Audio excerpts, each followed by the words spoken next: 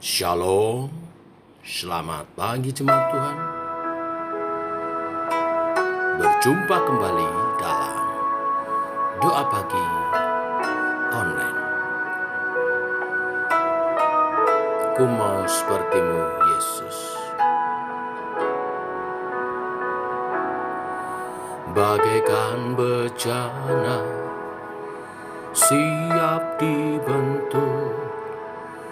Demikian hidupku di tangan-Mu, dengan urapan kuasa Roh-Mu, ku dibaharui selalu. Jadikan ku Allah dalam rumah-Mu. Inilah hidupku di tangan-Mu. Bentuklah seluruh kehendak-Mu. Pakailah sesuai rencana-Mu. Ku mau seperti-Mu Yesus, disempurnakan selalu dalam segenap jalanku, memuliakan nama-Mu.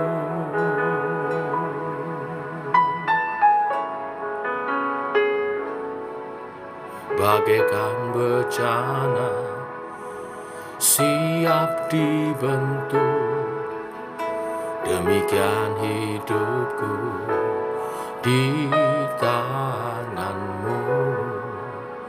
Dengan urapan kuasa Roh-Mu, ku dibaharui selalu. Jadikan ku Allah dalam rumah-Mu. Inilah hidupku di tangan-Mu. Bentuklah seluruh kehendak-Mu. Pakailah sesuai rencana-Mu. Ku mau seperti-Mu Yesus, disempurnakan selalu dalam segenap jalanku, memuliakan nama-Mu.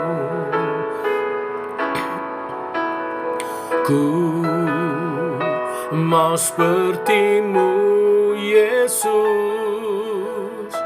disempurnakan selalu dalam segenap jalanku, memuliakan nama-Mu. Ku mau seperti-Mu Yesus, disempurnakan selalu dalam segenap jalanku, memuliakan nama-Mu. Dalam segenap jalanku, memuliakan nama-Mu. Dalam segenap jalanku, memuliakan namamu.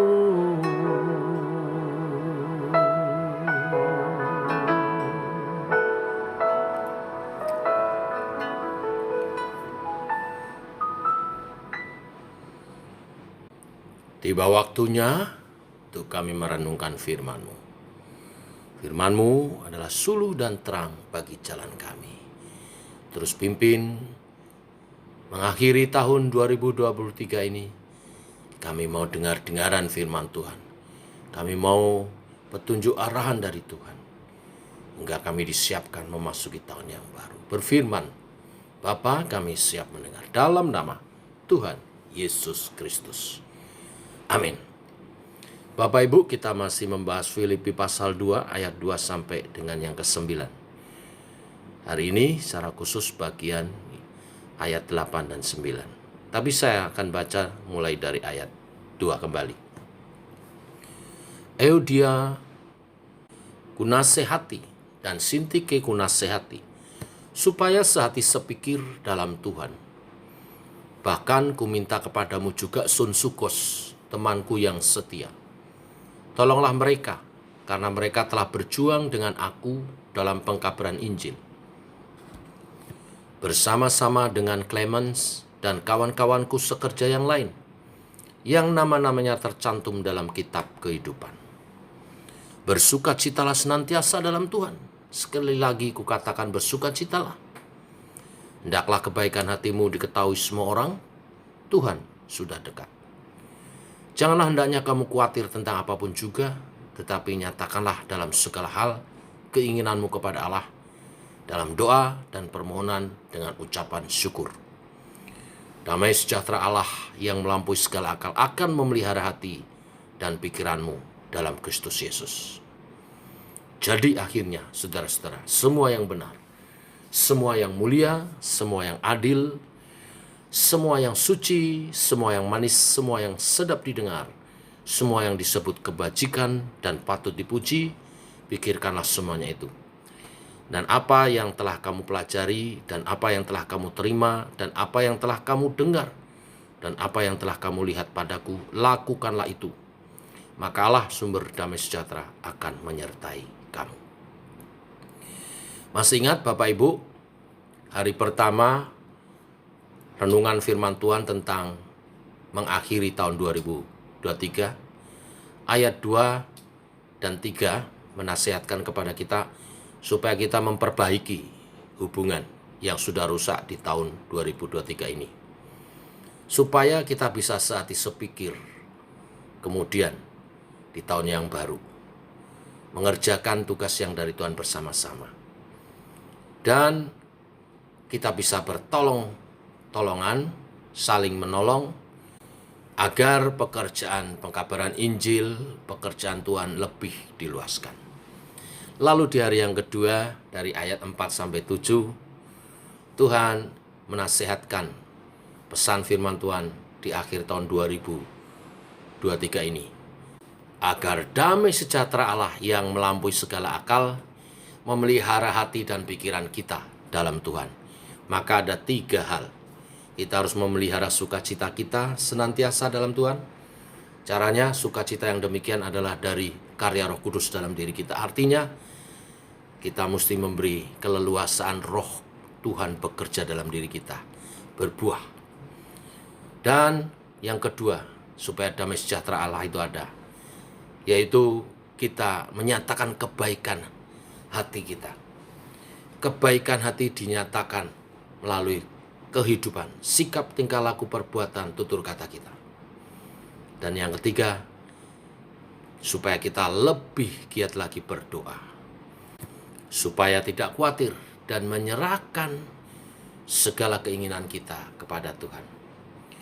Hari ini, hari yang ketiga, Tuhan berpesan 2 hal, ayat 8 dan 9. Yang pertama ayat 8, yaitu supaya kita melupakan hal-hal yang buruk, yang tidak baik di tahun 2023 yang akan kita lewati. Sebaliknya memikirkan hal-hal yang baik, seperti yang dikatakan ayat 8. Jadi akhirnya saudara-saudara, semua yang benar, semua yang mulia, semua yang adil, semua yang suci, semua yang manis, semua yang sedap didengar, semua yang disebut kebajikan dan patut dipuji, pikirkanlah semuanya itu. Artinya apa? Yang jelek-jelek sudah lupakan, selesai di tahun ini. Tahun depan pikirkan yang baik-baik. Apa itu yang baik-baik? Semua yang benar, semua yang mulia, semua yang adil, semua yang suci, semua yang manis, semua yang sedap didengar, semua yang disebut kebajikan dan patut dipuji. Itu yang Tuhan mau pikirkan. Lupakan semua yang buruk, yang jelek. Kuburkan itu dan pikirkan yang baik. Memasuki tahun baru, kita pikirkan segala yang baik. Karena pikiran ini pusat, Bapak Ibu, yang akan menjadi kenyataan dalam kehidupan kita, yang akan menjadi perkataan, yang akan menjadi sikap dan perbuatan kita. Jadi pikirkan yang baik-baik. Lalu yang kedua, ayat 9. Lakukan firman Tuhan. Ayat 9 saya baca sekali lagi. Dan apa yang telah kamu pelajari, dan apa yang telah kamu terima, dan apa yang telah kamu dengar, dan apa yang telah kamu lihat padaku, lakukanlah itu. Filipi ini adalah surat Rasul Paulus kepada jemaat di Filipi. Apa yang dipelajari oleh jemaat Filipi dari Rasul Paulus? Apa yang mereka terima? Dan apa yang telah mereka dengar dari apa yang disampaikan Rasul Paulus? Dan apa yang mereka lihat yang dilakukan oleh Rasul Paulus adalah firman Tuhan. Jadi yang kedua pesannya, masuk tahun yang baru, lebih berkomitmen untuk melakukan firman Tuhan.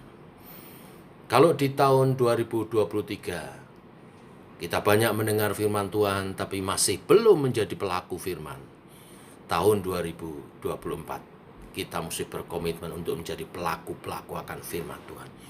Sebab firman Tuhan itu seperti resep, hanya akan bermanfaat maksimal ketika ditebus, diminum obatnya.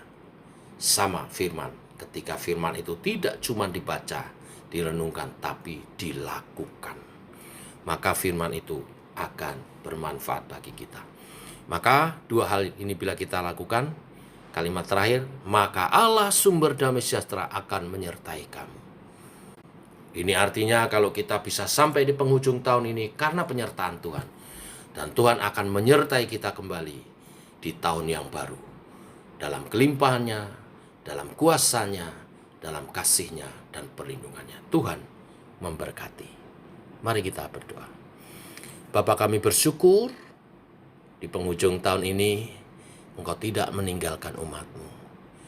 Tuhan Yesus, Engkau Allah Immanuel, Allah yang menyertai umat-Mu. Engkau menyertai kami sampai di penghujung tahun ini dengan kebenaran firman-Mu.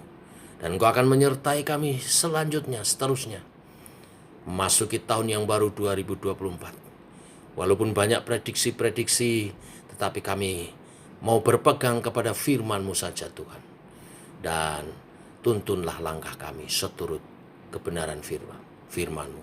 Firman-Mu yang adalah suluh dan terang bagi jalan kami. Sehingga kami melangkah dalam terang benderang firman Tuhan. Tahu yang benar dan tahu bersikap bagaimana. Itulah keberhasilan umat Tuhan saat bergantung kepada pimpinan firman Tuhan. Terima kasih untuk firman-Mu hari ini. Untuk mengajar kepada kami melupakan segala yang jelek, yang buruk. Melupakan dalam arti tidak mengulanginya lagi. Melupakan dalam arti tidak terus trauma dengan masalah-masalah masa lalu. Tetapi memikirkan yang baik, yang mulia, yang adil, yang suci, yang manis, yang sedap didengar, yang disebut kebajikan dan patut dipuji. Juga mulai berkomitmen memasuki tahun baru kami lebih menjadi pelaku-pelaku firman-Mu. Maka Engkau Allah akan menyertai sepanjang umur hidup kami. Terima kasih Tuhan. Jadilah kehendak-Mu bagi setiap kami umat-Mu. Dalam nama Tuhan Yesus Kristus. Amin. Demikian saudara doa pagi kita. Selamat pagi. Selamat berjalan bersama dengan Tuhan. Shalom.